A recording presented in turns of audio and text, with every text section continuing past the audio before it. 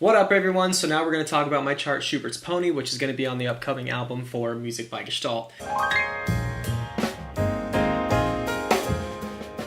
Now again, the purpose of these videos is to go through the charts and kind of give like a quick form and analysis of how they're written and all that kind of thing. That way you might get something out of it and then use that in your own writing.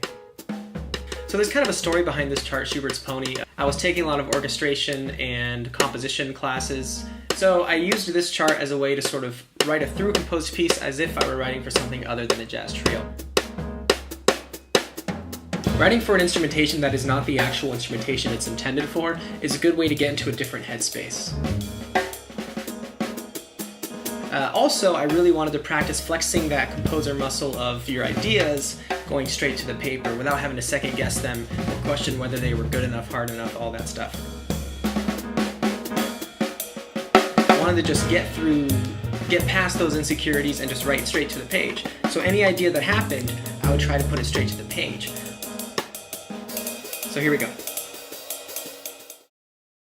Well, by the way, we're about to listen to a track from the album as we talk through it. You can get the album on our Patreon. It's going to be a Patreon-exclusive release, so check that out. Or if you want to stay up to date but don't want to join the Patreon, you can also just join our newsletter. There's a link for that down below. So the opening of this piece is actually a callback to a Schubert piece. In that piece, there is a horse, there is a father carrying his son. They are being chased by death and they're trying to run away. So the horse hooves is that opening, which is why this piece is called Schubert's Pony. We'd have the woodwinds over here, and suddenly the brass would come in. And there'd be a little plucked section by the low strings. And I would kind of intersperse melody between piano, bass, left hand, right hand, thinking in the same way we'd be doing that with an orchestra. It was really just, how can I keep mixing this up so it sounded like an orchestral piece? Then we go to a different texture. Maybe this is like the woodwinds up top, and then we have the brass in the middle voice.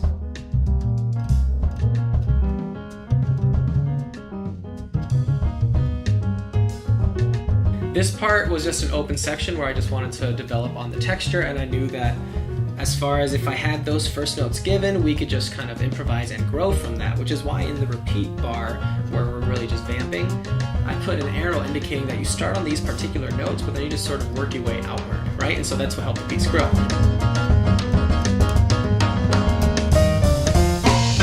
The arrow also goes to that little melodic cue, which sort of is just a separator up from one texture to the next texture, and as a group we would just move from a texture to another.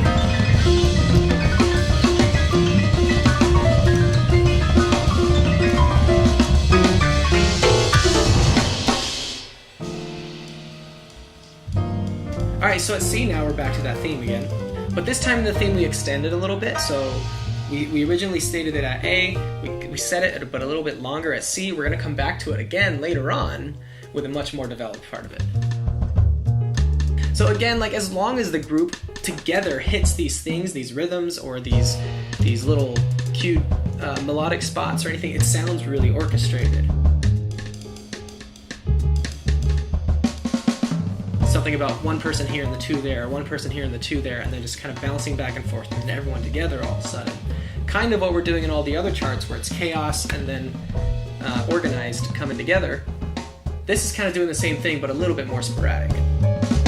This range of the piano perhaps with this range of the bass, and we'll call that one identity, and then suddenly this range of the piano and this range of the bass, call that another, and maybe the bass and the drums, and that's another when they play things together.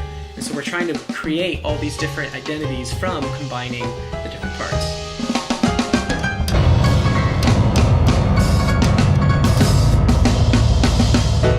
Alright, so now right 2 bars after D we're going to hit back to that theme, but this time we're going a little bit further with it, right?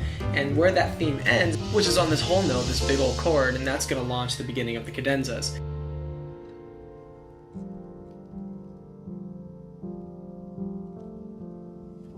The cadenzas was super scary to do, honestly. It was more, I wrote that in because I wanted to challenge myself, because playing a cadenza is always a fearful thing. And what was really good about these cadenzas, I think, for this piece, because it was content and then something and content and something, and I wanted to keep that orchestral or orchestrated approach within the cadenza. So to do that, I have the cadenza, but then I have these cued hits that we hit together within the cadenza, sort of breaking it up, but it also gave the cadenza some sort of storyline, a continuous direction.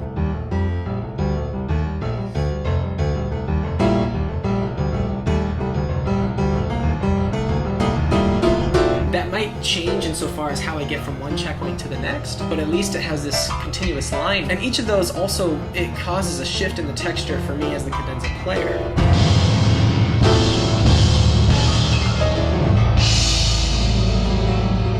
Let's go ahead and fast forward through this part. You can check it out on the album when it comes out. Again, that'll be on the Patreon for a patron-exclusive release, and then later on it'll be publicly available. And then coming out of the cadenza, I knew that I'd be slapping the piano at that point, so I just decided to do completely rhythmic between the right hand and then the rest of the group. And then we hit E, and now we're back to that original theme, but we voiced it out a bit. I had to simplify it because I can't play eighth note triplets at that speed, but nonetheless we have that same thing that we had earlier, which is the horse galloping, right?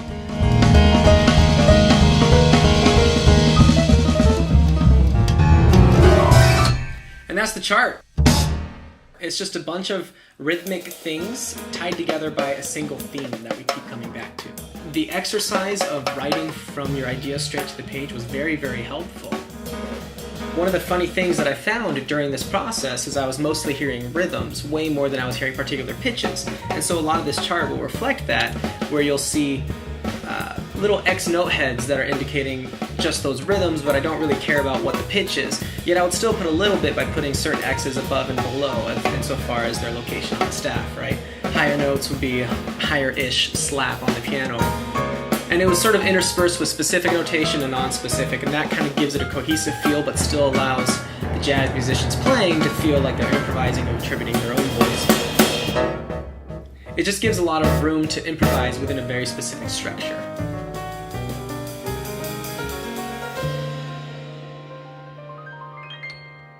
And not testing the ideas, as bizarre as they may be, if you like, most of these ideas are really bad, but if you take a bunch of really bad ideas and kind of put them together like a collage, it has a kind of cool vibe to it. It's weird, it's wacky, but it's cool. And you know, that's the thing also, is like, you will always find the weirdest and wackiest stuff you can write, there might actually be a group of people who are going to be into it.